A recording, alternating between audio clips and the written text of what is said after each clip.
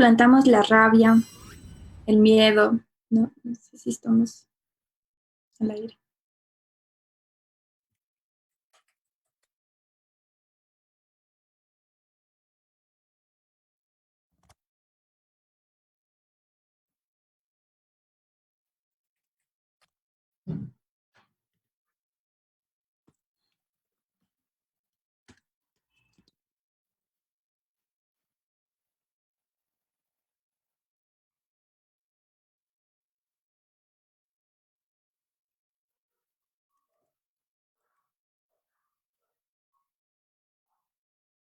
¿Cómo suplantamos buenos días?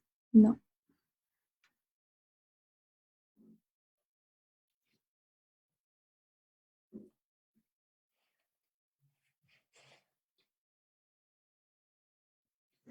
¿Cómo suplantamos la rabia, el miedo, esa sensación de estancamiento y vacío que los científicos han denominado languidez y que se considera la emoción dominante de 2021, por sentimientos de amor, justicia, felicidad, en estos tiempos de incertidumbre, pandemia y que además están atravesados por varias crisis? Hoy trataremos de buscar respuestas a través del estoicismo, una filosofía de vida que se centra en cambiar el espectro emocional, alejándolo de lo negativo para colocarlo cerca de ideas positivas. Buenos días, bienvenidos y bienvenidas a un nuevo programa más de Corpografías. Comenzamos.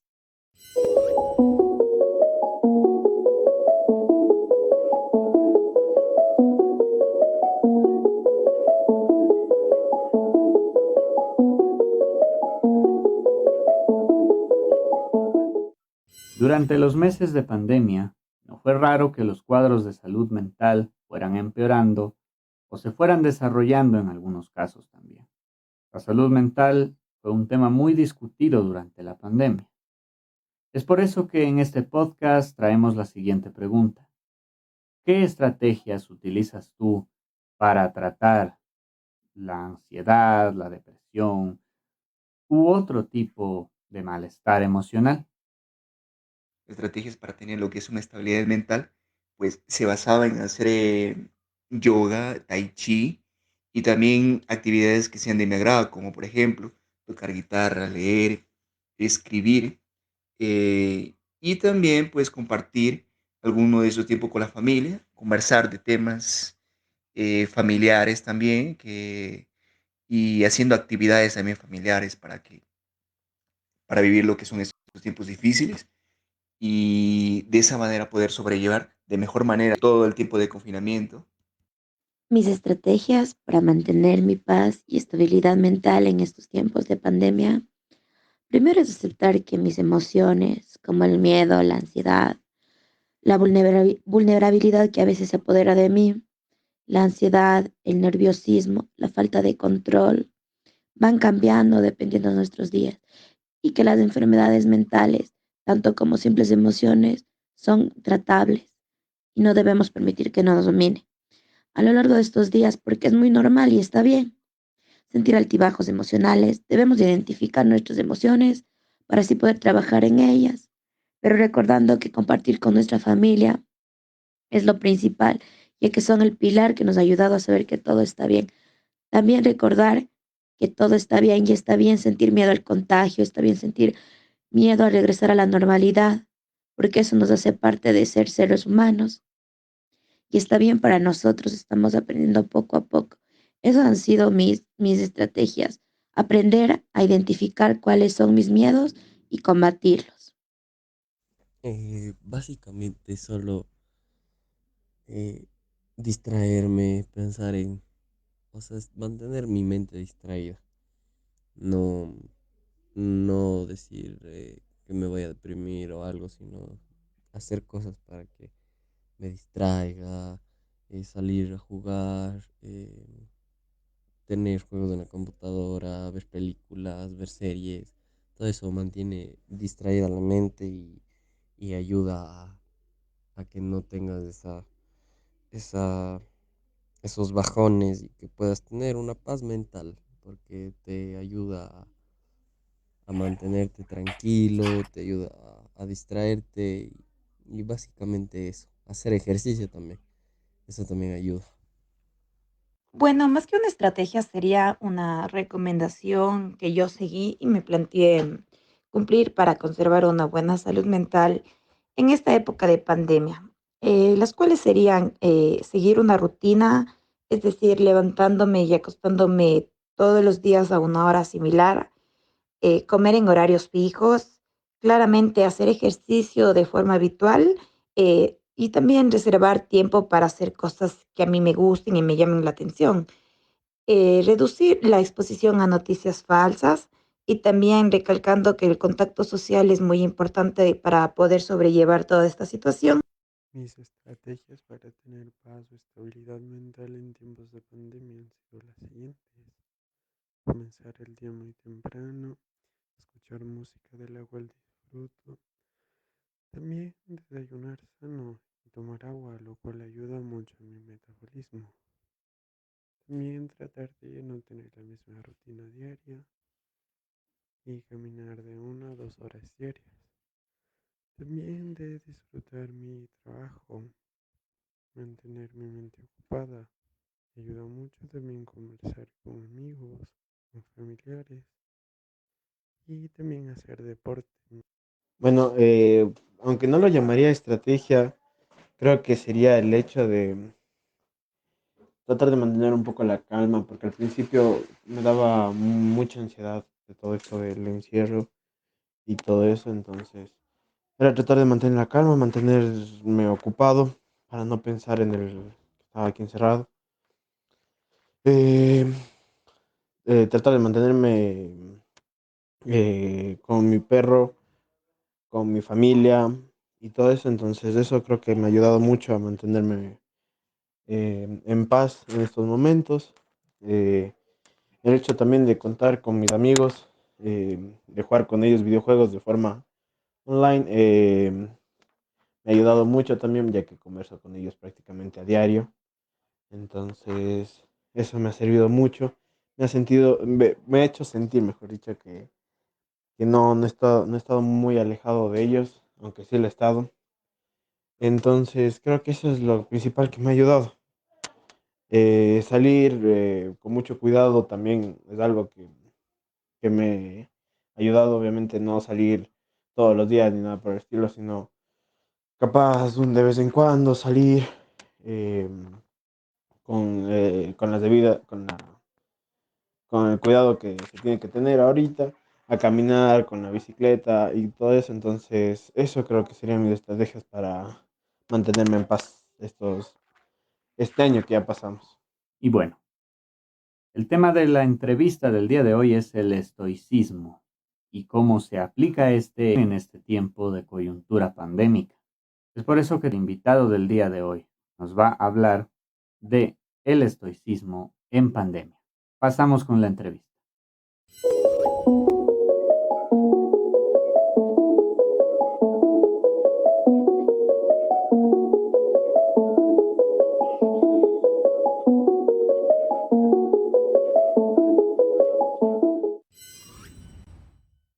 Muy buenos días con todos y todas quienes nos acompañan semana a semana, un programa más de Corpografías.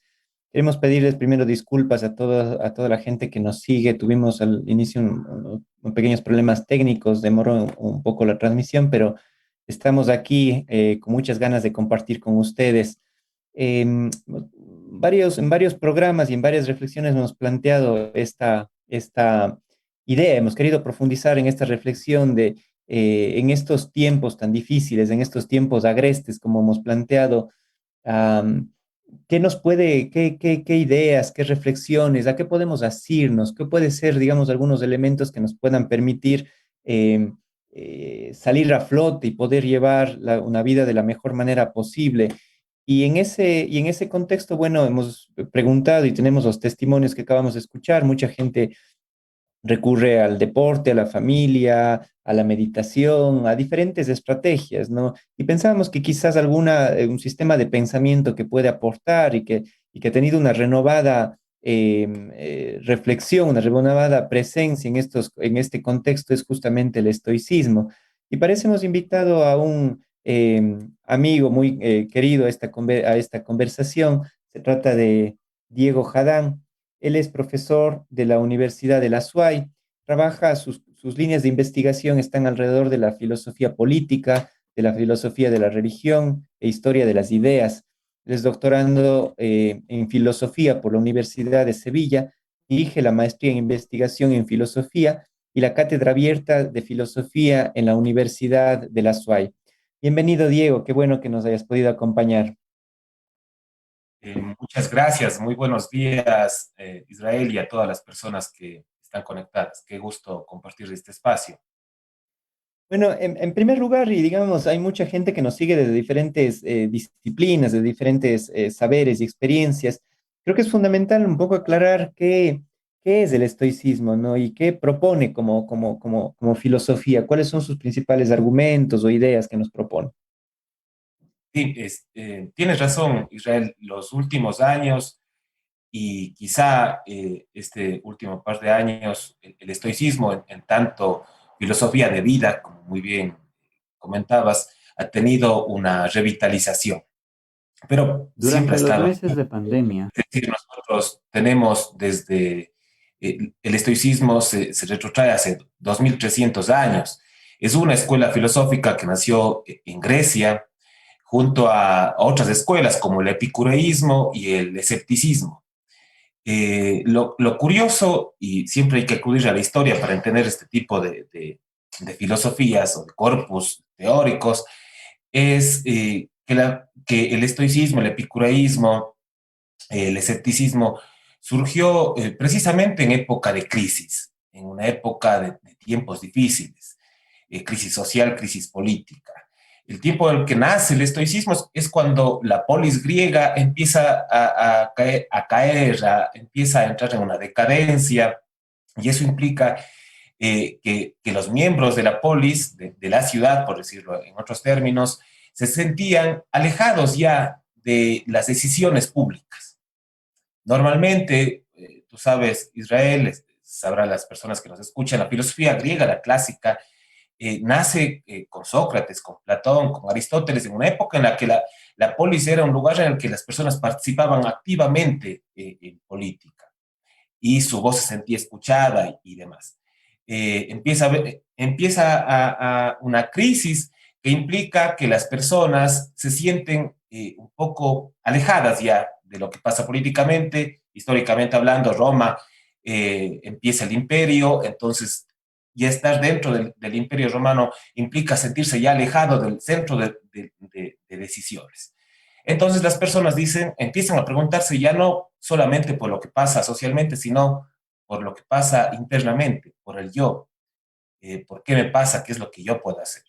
En ese sentido, nace el estoicismo con algunas diferencias con estas otras escuelas que después profundizaremos. En todo caso, tiene mucha importancia en la época, empieza con lo que se llama el estoicismo antiguo, pasa a un estoicismo medio y llega a un estoicismo imperial.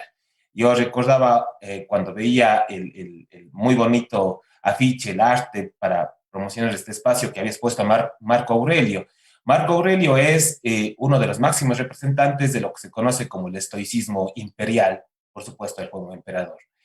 Y él, junto a Séneca, junto a Epícteto, son los máximos representantes de esa tercera fase del estoicismo. Eh, en la actualidad hay muchísimos cambios con la forma en la que se entendía el estoicismo desde hace 2300 años, pero como tú dices, hay ciertos principios que se mantienen. Y quizá el principio fundamental, el primer principio del estoicismo, es lo que se conoce modernamente, no se conocía así en la antigüedad, pero el estoicismo contemporáneo lo llama la dicotomía de control. Eh, las personas cuando nos enfrentamos con esta realidad, lo que debemos hacer es preguntarnos qué está bajo nuestras manos y qué no lo está. Es decir, sobre qué cosas nosotros podemos decidir y sobre qué cosas o qué cosas se salen de nuestra voluntad, de nuestro libre albedrío. Ese primer principio es el que nos ayudará a identificar qué es lo que podemos hacer sobre el contexto en el que nos encontramos, qué cosas deberíamos aceptar que no podemos cambiar y por supuesto, identificar esto no es algo que se puede hacer de la noche a la mañana. No es una filosofía que no puede confundirse con las que están mucho más en boga, que son las escuelas de autoayuda, donde hay recetas en donde te dicen tienes que hacer esto y lo otro y así mejorará tu vida. No, el estoicismo implica un compromiso, implica comprometerse con estos principios, con ciertos pasos que uno puede seguir para poder fortalecer los atributos, las virtudes que te ayudan a enfrentar las cuestiones de manera estoica. Pero ojo, esta filosofía, o la filosofía en general, Israel, es útil no solamente en tiempos de crisis, la filosofía es útil en tiempos también de alegría, en tiempos de paz, de tranquilidad. La filosofía te ayuda siempre. El estoicismo lo que te ayuda, siempre lo hace la filosofía, y esta en particular, es encontrar sentido a ciertas cosas que pasan, en poder saber por dónde orientarte en esta vida. Pero eso puede ser tanto en tiempos de crisis como en tiempos de tranquilidad. Ahora, tú dices, Diego, quizás el principio, uno de los más importantes del estoicismo, es plantearnos la necesidad de reconocer lo que está en nuestras manos y lo que no, es decir, lo que podemos cambiar y lo que y lo que no podemos cambiar. Eso no nos podría llevar también, digamos, a una posición de resignación, decir, porque claro, hay un sentido de decir, hay cosas que no puedo cambiar, pero un poco la historia de las luchas sociales, de los cambios sociales, se ha dado justo por personas que han desafiado esos límites y han dicho, más allá de mis propias posibilidades, yo digamos, me dedico, digamos, a una empresa por cambiar esa realidad, por ir más allá de realmente lo que parecería posible. ¿No podría haber algún sentido también de conformismo, de desconexión con la realidad, si es que simplemente nos alejamos, digamos, de las cosas que no podríamos cambiar en principio? Esa puede ser un malentendido, digamos, si es que uno se acerca al estoicismo, en pensar que una persona estoica se va a encerrar en su casa y porque nada está en las manos de uno. No, el principio no te está diciendo qué es lo que vas a poder o no hacer, es simplemente una forma de analizar un contexto específico. Aquí vale la pena la aclaración. Hay una gran diferencia entre el epicureísmo y el estoicismo. El epicureísmo, como tú sabes, tiene como centro la búsqueda del placer, placeres moderados, ciertamente, y evitar el dolor. Y en el epicureísmo es una característica el que la vida social y política puede ser muchas veces fuente de dolor, fuente de insatisfacción. Entonces, por lo general, los epicureístas más bien suelen tener una vida interior, individual, mucho más rica y cultivan mucho más eso, cultivan mucho más la amistad, su círculo de amistades, lugares en donde no se causará problemas, no habrá dolor y más bien se incrementará el placer. En el caso del estoicismo, eh, digamos, otro de los principios es que hay que actuar de acuerdo con la naturaleza, dice el estoicismo más antiguo. Si uno quiere estar bien en la vida, tiene que actuar de acuerdo con la naturaleza. Y eso implica dos cosas. Cuando se habla de naturaleza, entendemos la realidad o el universo, si vemos de manera más amplia. Eh, ¿Qué caracteriza a los seres humanos de manera universal? Es la razón. Somos seres racionales, pero asimismo somos seres sociales. Y estas dos características implican que el estoico, una persona estoica que cultiva el estoicismo, por un lado, siempre va a procurar cultivar la racionalidad, la reflexión racional, argumentativa, y por otro lado, preocuparse por las otras personas, porque somos seres sociales.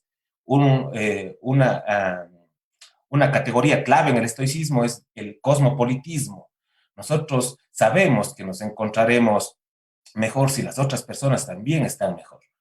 Eso implica que, por eso, Marco Aurelio fue emperador y al mismo tiempo estoico. No es que se desentendía de la vida política, al contrario, más bien él estaba en la vida política, en un puesto de decisión.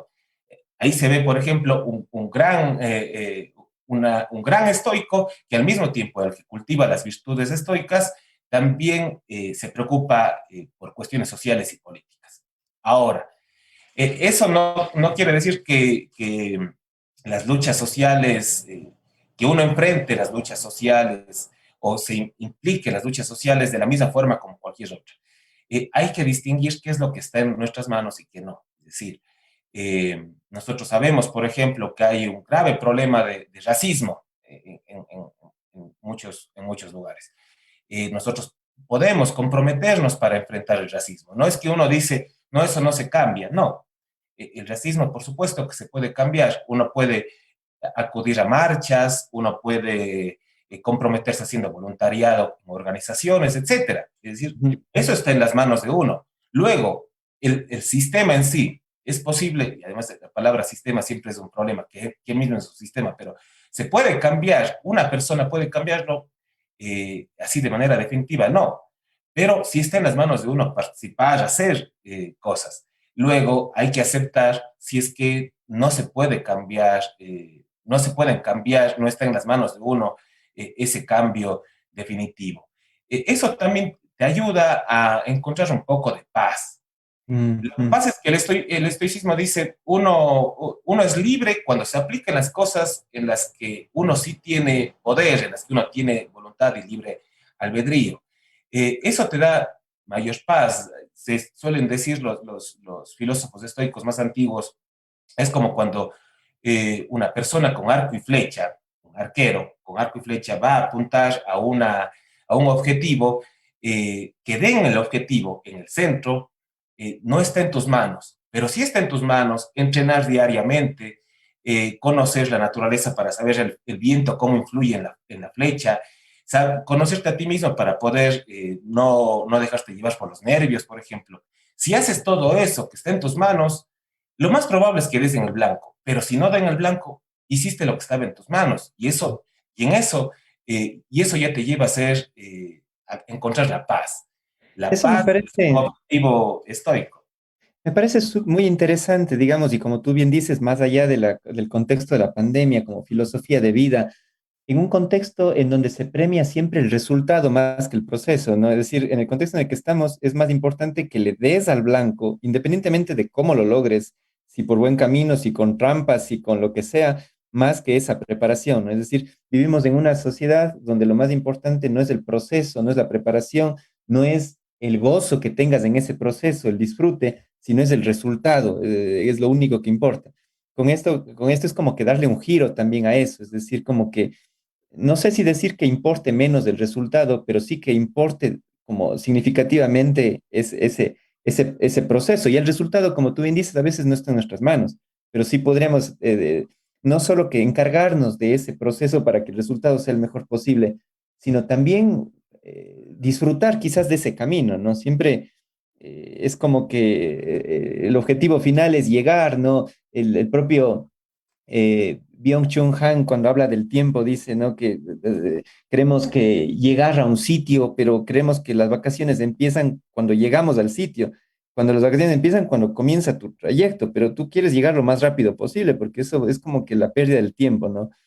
Quieres llegar para que comience realmente el placer y no disfrutas de ese viaje, de esa travesía. Eso me parece interesante también como una filosofía de vida. Mira, esto me hace acordar a Nietzsche. Nietzsche también tiene en el crepúsculo de los dioses, habla de cómo los turistas empiezan a subir una montaña y no se dan cuenta, o muchas personas no se dan cuenta que el trayecto mismo ya hay diferentes paisajes bonitos, y no es solamente la cumbre.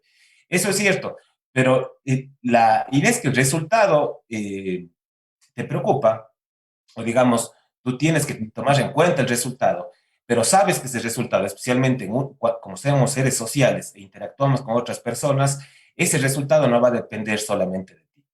Y por lo tanto, tienes que preocuparte de lo que sí está en ti.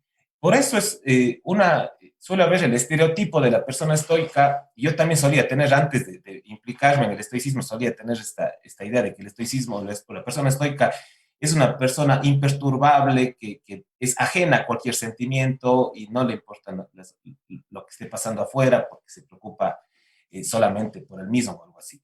Ese es un estereotipo. Y claro, el estereotipo nace porque como la idea una de las ideas del estoicismo es que somos seres racionales y por lo tanto debemos cultivar la racionalidad, debes saber controlar las emociones, algo que decía la compañera al inicio de esta charla.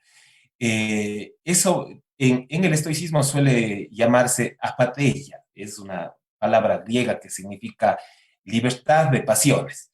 Pero eso no implica que las personas no sientan, no implica que uno sea un robot o actúe de manera mecánica.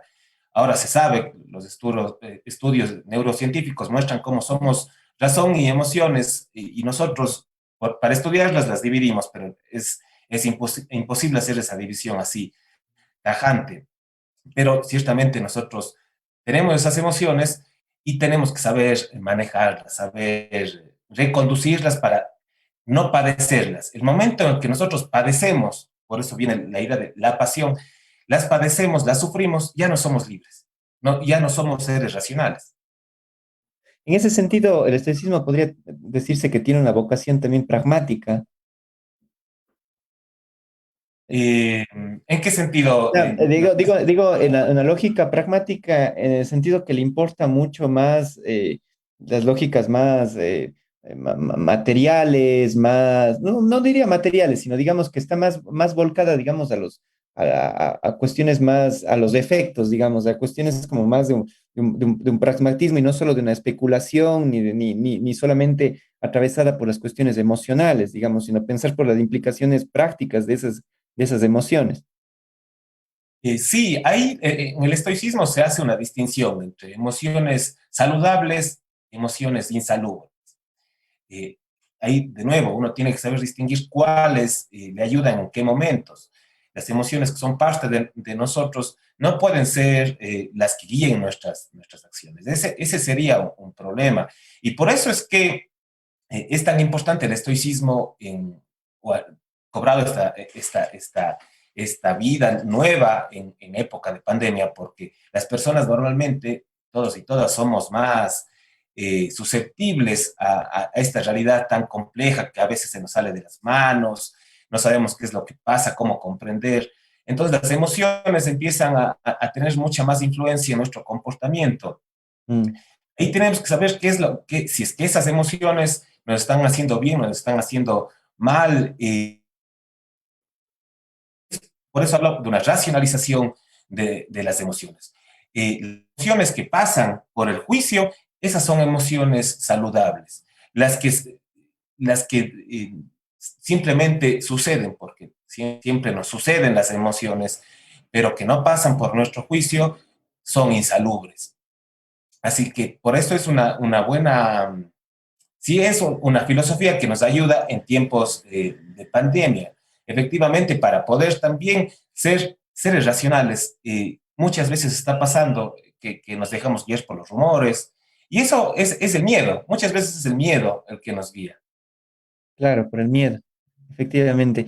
No, y hay bueno, antes de eso, también recordar a las personas que nos siguen, que nos miran, nos escuchan, que pueden dejar sus comentarios, preguntas, tanto por YouTube como por Facebook. Am, Tú mencionábamos al inicio de esta conversación la figura del emperador Marco Aurelio, ¿no? Y claro, cuando él trabaja desde la noción del estoicismo, también coincide con la famosa peste antonina, que mató a millones de personas. Entonces, hay esa relación justamente, digamos, del pensamiento estoico como un pensamiento útil en un contexto, como tú dices, de pestes o de catástrofes.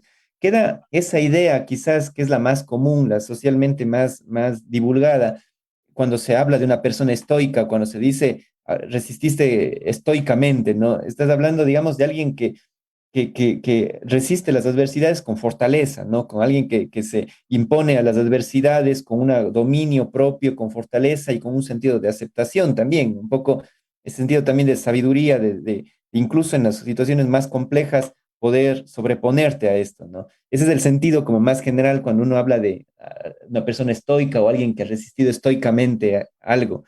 En ese contexto y pensando otra vez el contexto de la pandemia como tal, ¿cuál crees que tú que son, digamos, las principales enseñanzas o cómo se podría aplicar estas ideas ya en el praxis, en el día a día, digamos, cuando te enfrentas a los noticieros, a la enfermedad, a posibles familiares que están pasando situaciones o personalmente situaciones complejas. ¿Cómo estas ideas un poco van tomando carne en un contexto o podrían tomar carne en un contexto como el que estamos viviendo? Sí, a ver, yo decía que la filosofía es buena en tiempos de paz y también en tiempos de crisis. Y decía eso porque, claro, si vemos a Marco Aurelio, en efecto, él escribe su famoso libro, Las Meditaciones de Marco Aurelio, en esa época, en la época de crisis, en una época de pandemia también. Pero no podríamos nosotros, no es que uno tiene que empezar a estudiar el estoicismo cuando ya llega el problema. Por eso decía que la filosofía sirve siempre. Algún un profesor de filosofía solía decirnos, es como esperar a cuando uno en la calle surge una pelea y ese momento quiero aprender judo para defenderme. No voy a aprender ese momento judo porque tengo que darle tiempo, tengo que estar preparado para momentos de crisis, tengo que estar preparado para momentos agrestes, como bien se titula este programa. Y ese estar preparado implica, yo decía, este primer principio, ¿no es cierto?, distinguir entre lo que está en nuestras manos y lo que no está. Pero también nosotros tenemos en el estoicismo 4 grandes virtudes que hay que cultivarlas, 4 grandes características, por decirlo en una palabra quizá más cotidiana, aunque no se ajusta justo al concepto, pero 4 virtudes, 4 características humanas que debemos cultivar y eso nos ayudan diariamente y eso hay que hacerlo diariamente, cotidianamente. Una de ellas es lo que se conoce como prudencia o sabiduría práctica. Uno en la vida tiene que aprender a distinguir lo que está bien y lo que está mal. Ese es, en resumen, esa sabiduría.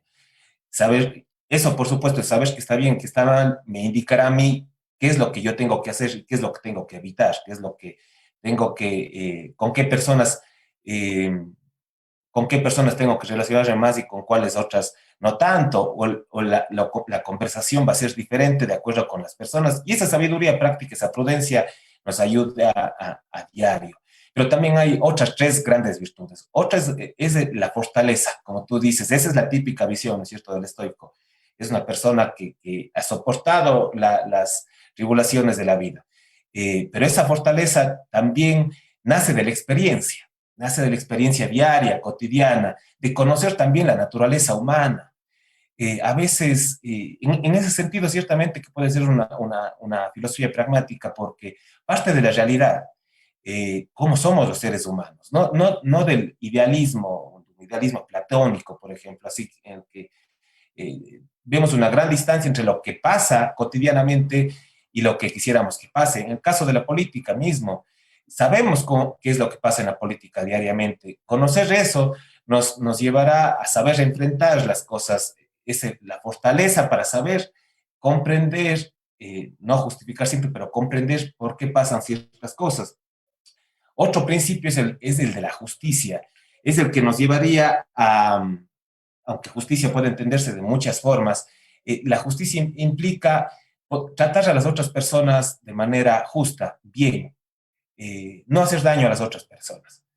Eh, y no, aquí a veces se pueden hacer ciertas comparaciones entre el estoicismo y el budismo, por ejemplo. Y yo antes de implicarme en el estoicismo estaba averiguando sobre otras escuelas, epicureísmo, budismo, y para mí el budismo, que también tiene, por ejemplo, el concepto de karma, se me hacen conceptos para mí muy lejanos por mi formación, se me hace una cosa difícil de comprender. Eh, si nosotros vamos al estoicismo, tiene conceptos quizá menos metafísicos y místicos como tiene el budismo, que ya es una religión, el estoicismo no lo es. Entonces uno trata a las otras personas bien, no porque dice después el destino da vueltas y después me va a pasar a mí, no. Si vemos las cosas de manera racional, eh, no es que hacemos eso con algún tinte religioso o metafísico. Ujú. Finalmente tenemos la otra gran virtud cardinal del estoicismo es la templanza.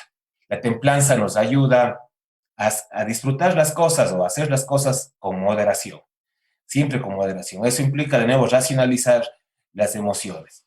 Saber que las cosas pueden pasar, pero saber enfrentarlas. Siempre, y esto nos pasa ahora en pandemia, como bien decían, como decían las experiencias que comentaban, eh, es decir, uno de nuestros familiares puede enfermar de un momento al otro. ¿Qué está en nuestras manos hacer? Por un lado, protegernos, ¿no es cierto? Utilizar la mascarilla, lavarnos las manos constantemente y bien, Vacunar. vacunarnos, por supuesto, vacunarnos cuando ya nos toca. Y eso implica, por ejemplo, la vacuna implica una confianza en la ciencia, ser racionales en eso.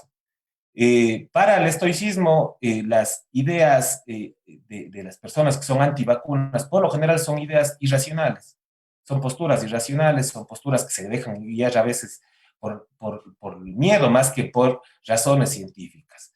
Entonces, ¿qué es lo que tenemos que hacer? Enfrentar las cosas de manera de nuevo racional. Esa moderación, esa justicia, la sabiduría práctica, etcétera, son lo que vamos cultivando a diario. Ya digo, eso tiene que hacerse de manera cotidiana y no esperar al momento en que uno tiene algún problema, porque no pasa que uno simplemente voy a hacerme estoico ahora porque hoy me pasa esto. No, hay que irse preparando para tiempos de crisis. Exacto. Digo, ¿cuál es la relación que tiene el estoicismo, por ejemplo, con la muerte? Porque estoy pensando, claro, tú hablabas del miedo, digamos que en un punto puede, no, puede ser que no gobernemos. El miedo está, digamos, es un elemento que es parte de la, digamos, de la experiencia humana, pero en algunos casos nosotros podemos controlar ese miedo y en otros casos ese miedo nos puede controlar. Y en ese contexto, por ejemplo, pensar la muerte, si lo quiero mirar desde una perspectiva, desde el estoicismo, también es un paso inevitable. Es decir, más allá de lo que querramos o no, de nuestros deseos, la muerte es algo que llegará temprano, llegará tarde, pero es algo que es parte, digamos, de las propias lógicas de la vida. ¿Cómo relacionarnos a la muerte desde una perspectiva estoica o se han reflexionado en ese sentido, pensando nuevamente en términos como pragmáticos, es decir, algo que no podemos evitar? Sí, cuando hay el libro clásico del estoicismo imperial que escribió Epicteto, se llama Enquiridión. El Enquiridión, que suele traducirse como Manual de la Vida, y ustedes es curioso, cuando van a alguna librería y si de pronto lo tienen, por lo general está en el estante de libros de autoayuda. Y eso es injusto, me parece a mí, porque es reducir la importancia que tiene y la profundidad que tiene. Cuando empieza el libro, empieza con la dicotomía del control. Hay cosas que están en tus manos y cosas que no. Y luego dice, hay cosas que no están en tus manos, como tu salud o tu cuerpo. Claro, una persona puede decir, pero es que yo sí cuido mi salud. Claro. O yo hago con mi cuerpo, ejerzo mis derechos sobre mi cuerpo. En efecto, uno hace eso. Pero el sentido en el que está escrito es, nosotros envejecemos y podemos hacer muchas cosas para no envejecer, para no morir diariamente, como diría Schopenhauer. Schopenhauer, que es el gran pesimista de la filosofía, le gustaba mucho el estoicismo y él veía en esto de uno muere diariamente, ¿no? Todo nuestro pasado ya contiene algo de nuestra muerte, dicen algunos estoicos. Y eso es inevitable. Uno puede, ¿qué es lo que está en las manos de uno? Cuidar la salud. Ya digo, por ejemplo, ahora en época de pandemia, yo hago todas las medidas, me vacuno y sin embargo puedo enfermar. Y Ujú. sin embargo puedo morir. Y sin embargo puedo morir. Y es así. Por eso es que esas son las cosas que no están en nuestras manos. Como acordémonos siempre, lo del arquero, la persona con arco y flecha y el objetivo. Uno quisiera no enfermar y sin embargo pasa, por miles de motivos pasa. La muerte ha sido un tema siempre en la filosofía, de hecho es un tema de tanta reflexión y estudio, y en el estoicismo también lo ha sido. De hecho, tenemos uno de los grandes libros del estoicismo, son las Consolaciones, Consolaciones se llama, y escribió Séneca, el otro gran estoico.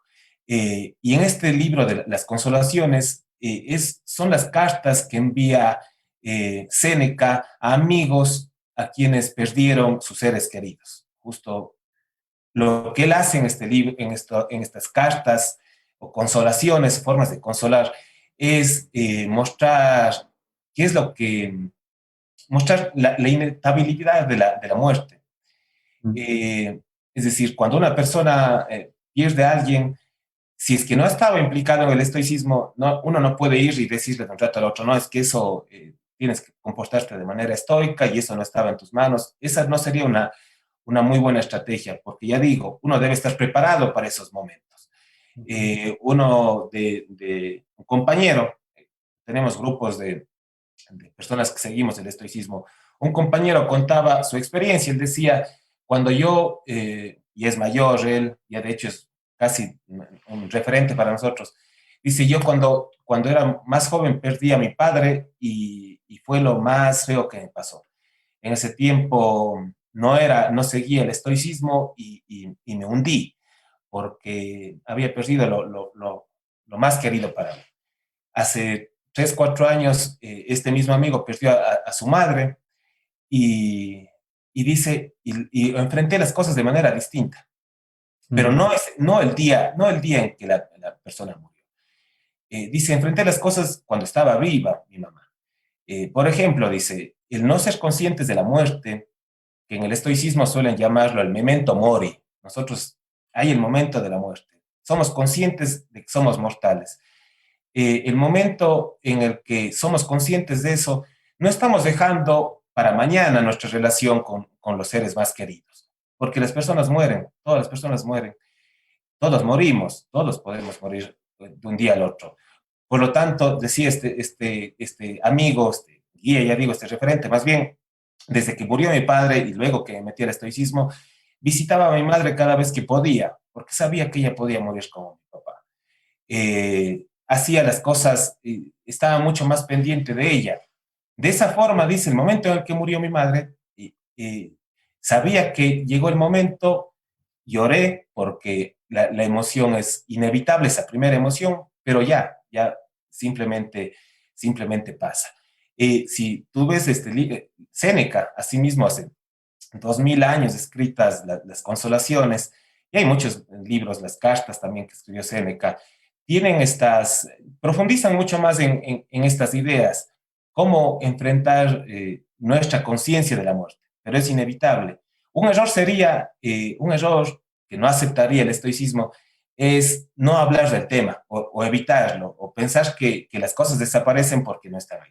Como somos seres racionales, hay que confiar en nuestra racionalidad, hay que confiar en que podemos manejar las cosas y que por algo, por algo nos distinguimos de otros animales. Tenemos esa conciencia, esa posibilidad de reflexión.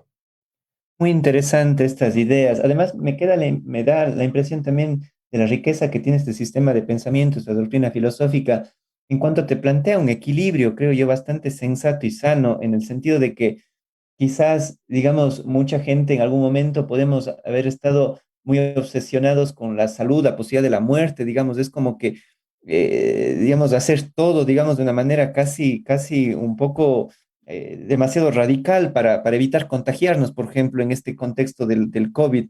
Pero claro, un poco si lo piensas desde esta perspectiva es que nada de lo que haga, por más, a no ser que sea no salir nunca de la casa, lo cual es insostenible como seres sociales, nada de lo que hagas, por más cuidado que tengas, te evitaría de un posible contagio. Entonces te libera un poco de ese estrés y de esa tensión de decir, no quiero contagiarme.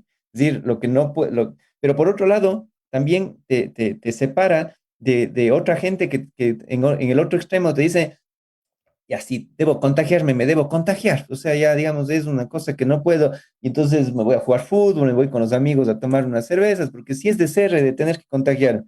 Entonces, siento que son los dos extremos, ¿no? La gente que dice, si tiene que pasar y no uso mascarilla, me reúno, o me pongo de vez en cuando la mascarilla, y el otro extremo, en cambio, de pensar de que puede evitar contagiarme, y por lo tanto puedo hacer algo para que nunca suceda eso. Claro, Quizás sí, en el punto intermedio tienes esos dos juegos, ¿no? Es decir, tienes y puedes y tienes cosas que hacer en este contexto de pandemia que no lo hemos superado, por más vacunas que tengamos, no lo hemos superado, pero también relajarte un poco porque decir, no es que, o sea, la consecuencia de eso está fuera de tus manos, de todas formas. exactamente. Si te fijas, el hecho de ser obsesivo, porque llega a ser una obsesión, y a todos en un inicio nos pasó, no sabíamos tampoco cómo lidiar, si los grandes científicos y científicas tampoco sabían muy bien, peor quienes no estamos en esa área. Entonces, por ejemplo, esto de cuidarte obsesivamente también es irracional finalmente. Es decir, es guiarte por el miedo. Otro principio estoico es que muchas veces es más bien el miedo el que nos hace daño, más que los objetos que nos causan ese miedo. Es decir, ¿qué es lo que está en nuestras manos? ¿Cómo tomamos las impresiones que nos vienen desde afuera?